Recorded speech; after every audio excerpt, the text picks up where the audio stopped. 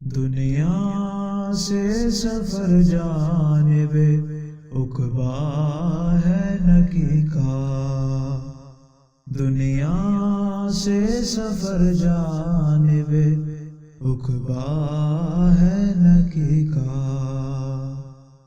عباس علمدار مدد کرنے کو آؤ، عباس علمدار مدد کرنے کو آؤ، دم عالم غربت میں نکلتا ہے نکی کا، دم عالم غربت میں نکلتا ہے نکی کا۔ دنیا سے سفر جانب۔ اعوذ باللہ من الشیطان الرجیم، بسم اللہ الرحمن الرحیم، الحمدللہ والصلاة والسلام علی رسول اللہ وآلہ آل اللہ، اما بعد فقد قال اللہ سبحانہ وتعالی فی قرآنہ انما یرید اللہ لیذہب عنکم الرجس اہل البیت ویطہرکم تطہیرا۔ محترم و معزز ناظرین و سامعین، آج 3 رجب المرجب روز شہادت حضرت امام علی النقی الہادی علیہ الصلاۃ والسلام۔ امام کی حالات زندگی کے حوالے سے چند ایک معروضات آپ کی خدمت میں پیش کرنے کے لیے حاضر ہوا ہوں۔ اب چونکہ پرسوں یعنی 5 رجب المرجب کو امام علیہ السلام کی ولادت باسعادت ہے، لہٰذا امام کی عمر کے ابتدائی ایام کے حوالے سے تفصیل میں پرسوں کی ویڈیو میں تفصیل کے ساتھ بیان کروں گا۔ آج فقط امام کی زندگی کے آخری حصے اور شہادت اور حکومتی عوامل کو مختصر طور پر آپ کے سامنے بیان کروں گا۔ امام علیہ السلام کے زمانے کو اگر ہم ایک کلی نظر سے دیکھیں تو امام علیہ السلام کی زندگی میں بہت زیادہ سختیاں اور مشکلات پائی جاتی ہیں، جیسا کہ ہم دیکھتے ہیں کہ علویوں پر جو بھی حکومت آئی اس نے علویوں کا جینا حرام کر دیا۔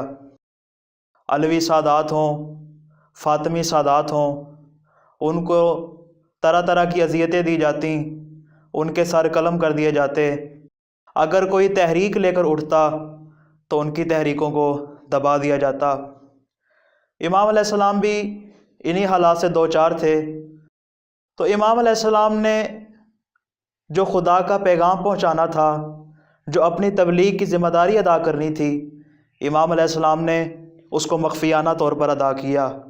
امام نے تبلیغ کے انداز کو بدلا اور اپنے جہاد کو جاری رکھا۔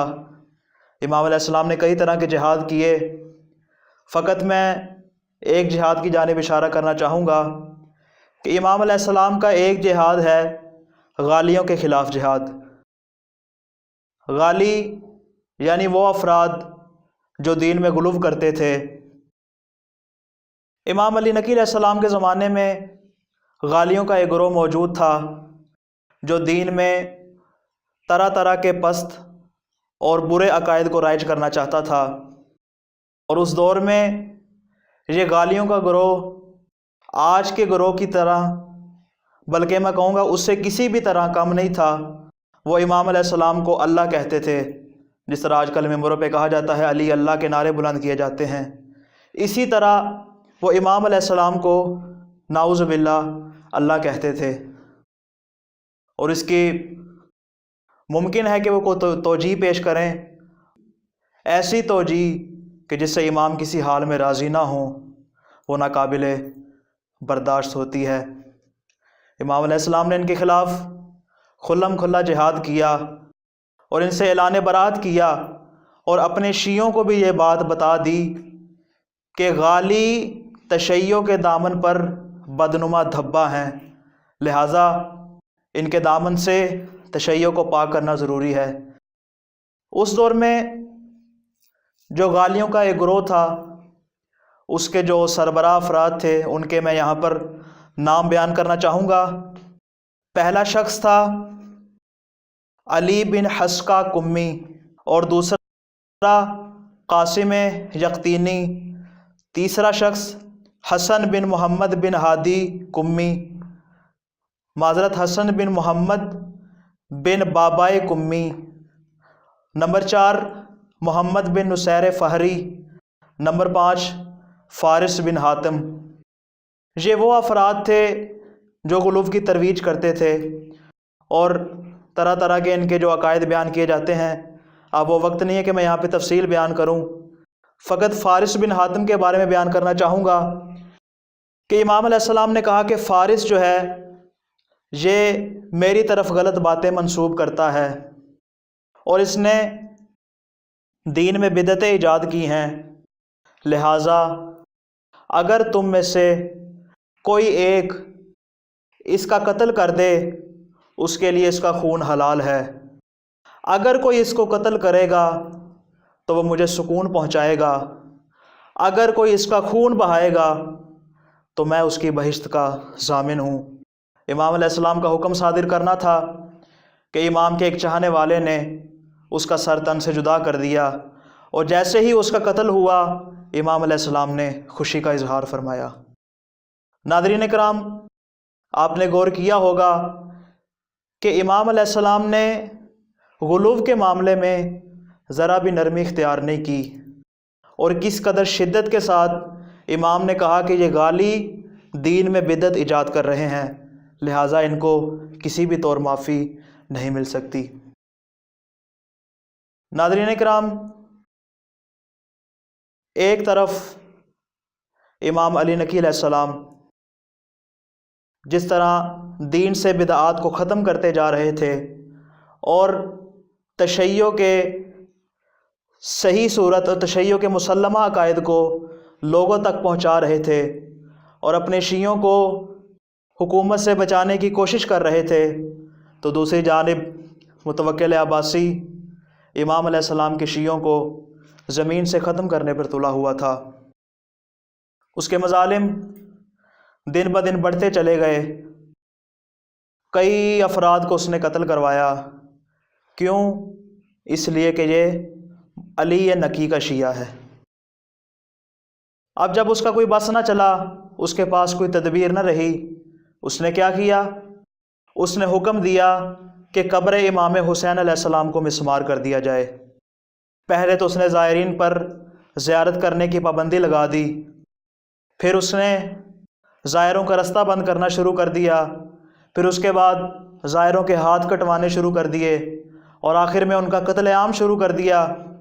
جب اس طرح کے حالات پھیلے تو یہ ایک خبر عام ہو گئی کہ عشق حسین کے 2 دیوانے، ایک مصر سے چلا جس کا نام زید مجنون تھا، دوسرا کوفہ سے چلا جس کا نام بہلول دانا تھا۔ یہ دونوں افراد جیسے ہی کربلا پہنچتے ہیں، دیکھتے ہیں کہ نہر القمہ کا پانی قبر اطہر کی جانب بہا دیا گیا ہے، مگر وہ پانی قبر امام حسین پر آ کر رک جاتا ہے۔ وہ 1000 کوششیں کرتے ہیں کہ قبر امام کو بہا دیا جائے پانی میں، مگر وہ پانی ذرا برابر بھی آگے نہیں جاتا۔ یہ دونوں عاشقان حسین آگے بڑھتے ہیں اور بڑھ کر کہتے ہیں حکومت کے سپاہیوں سے کہ ہم یہاں پر زیارت کرنے کے لیے آئے ہیں۔ تو ایک سپاہی نے کہا کیا تم جانتے نہیں زیارت امام حسین کی سزا کیا ہے؟ انہوں نے کہا ہم جانتے ہیں، اسی سزا کو حاصل کرنے کے لیے یہاں پر آئے ہیں۔ بس جیسے ہی اس سپاہی نے سنا، پریشان ہوا، قدموں میں گر گیا اور معافی مانگی۔ اب دوسری جانب جیسے ہی متوکل کو یہ خبر ملی کہ سپاہی نے غداری کر دی ہے، اس نے حکم دیا کہ اس کو قتل کر دیا جائے، اس کے بعد اس کو سولی پہ لٹکا دیا جائے، اور پھر رسی کے ساتھ باندھ کر اس کی لاش کو بازاروں میں پھرایا جائے۔ جناب زید کو جیسے ہی پتہ چلتا ہے فوراً سامرا پہنچتے ہیں، اور اس سپاہی کی لاش کو دفن کرنے کے بعد اس کے سرہانے کھڑے ہو کر تلاوت قرآن مجید کرتے ہیں۔ کیوں؟ کیونکہ اس شخص نے زائر امام حسین علیہ السلام کا احترام کیا تھا۔ تو سامعین محترم، چند دن گزرے، بازار میں ایک شور برپا ہوا، معلوم ہوا کسی کا جنازہ گزر رہا ہے۔ زید باہر نکلتے ہیں اور نکل کر دیکھتے ہیں اتنا بڑا قیامت خیز مجمع۔ انہوں نے سمجھا شاید متوکل واصل جہنم ہو گیا، لیکن جیسے ہی پوچھنے پر معلوم ہوا کہ یہ متوکل کی ایک کنیز کا جنازہ ہے۔ حسرت بری آہ بری اور ٹھنڈی آہ بھرنے کے بعد زید نے کہا ہائے افسوس، متوکل اپنی ایک کنیز کے لیے کس قدر اہتمام کر رہا ہے، مگر وہ فرزند رسول جس کا جنازہ 3 دن تک بے گور و کفن پڑا رہا، اس کی قبر کو مسمار کرنے کے لیے اور اس کی قبر پر حملہ کرنے کے لیے جا رہا ہے۔ بس سامعین محترم، دن گزرتے چلے گئے۔ متوکل عباسی اپنے مظالم کی وجہ سے دن بدن آگے بڑھتا چلا گیا، اور وہ اس قدر گستاخ ہو گیا کہ نہ اس کی زبان اس کے قابو میں ہے، نہ اس کے اعضاء و جوارح اس کے قابو میں ہے۔ اور ایک دن اس نے اپنی ناپاک زبان سے جناب سیدہ فاطمہ الزہرا سلام اللہ علیہا کی شان میں گستاخی کی، اور اس کا جو بیٹا تھا مستنصر، اس نے جب اس گستاخی کو سنا تو اس نے مفتیان کرام سے پوچھا کہ اگر کوئی شخص اس طرح کی گستاخی کرے تو اس کی کیا سزا ہے؟ تو انہوں نے کہا اس کی سزا موت ہے۔ بس رات کے اندھیرے میں چھپ کر اس نے اپنے باپ کو واصل جہنم کر دیا۔ متوکل کا دنیا سے جانا تھا کیا اہل بیت کے لیے اور بالخصوص امام علی نقی کے لیے خوشی اور مسرت کا زمانہ آ گیا؟ نہیں عزیزان محترم، جتنے مظالم متوکل عباسی نے امام علیہ السلام پر ڈھائے، امام علیہ السلام کو زبردستی مدینے سے سامرا بلایا اور امام علیہ السلام کو وہاں پر ایک قسم کا قید کر دیا اور طرح طرح کی اذیتیں دیں، لیکن جیسے ہی متوکل جہنم واصل ہوا، اس کا بیٹا معتز باللہ اس کی جگہ پر خلیفہ ہوا، اور اس نے کیا کیا؟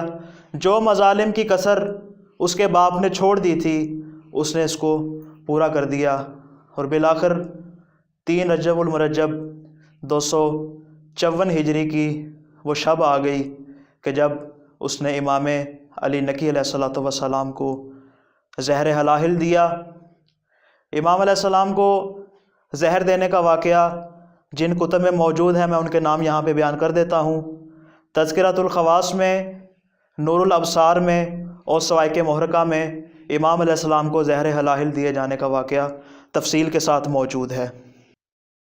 ناظرین کرام، بالآخر امام علیہ السلام کی زہر ہلاہل سے شہادت ہو گئی، اور پھر امام حسن عسکری علیہ السلام نے اپنے بابا کو غسل و کفن دیا اور اپنے بابا کے غم میں اپنے گریبان کو چاک کیا۔ شاید امام علیہ السلام کا یہ عمل اس وجہ سے تھا تاکہ لوگوں کو اس حکومتی اقدام کی جانب متوجہ کیا جا سکے کہ جو مظالم انہوں نے خاندان اہل بیت پر ڈھائے ہیں، علل اعلان مجمع میں یہ کام کر کے امام علیہ السلام نے بتا دیا کہ یہ خاندان اہل بیت پر ظلم و ستم کرتے آئے ہیں اور انہوں نے کبھی بھی اس سے ذرا برابر ہاتھ نہیں کھینچا۔ اور جب امام علیہ السلام نے اپنے بابا کے غم میں گریبان چاک کیا تو لوگوں نے اعتراض کیا، تو امام حسن عسکری علیہ السلام نے جواب دیا کہ یہ سنت انبیاء ہے، اس لیے کہ جب حضرت ہارون علیہ السلام کا انتقال ہوا تو ان کے غم میں حضرت موسیٰ علیہ السلام نے اپنا گریبان چاک کیا تھا۔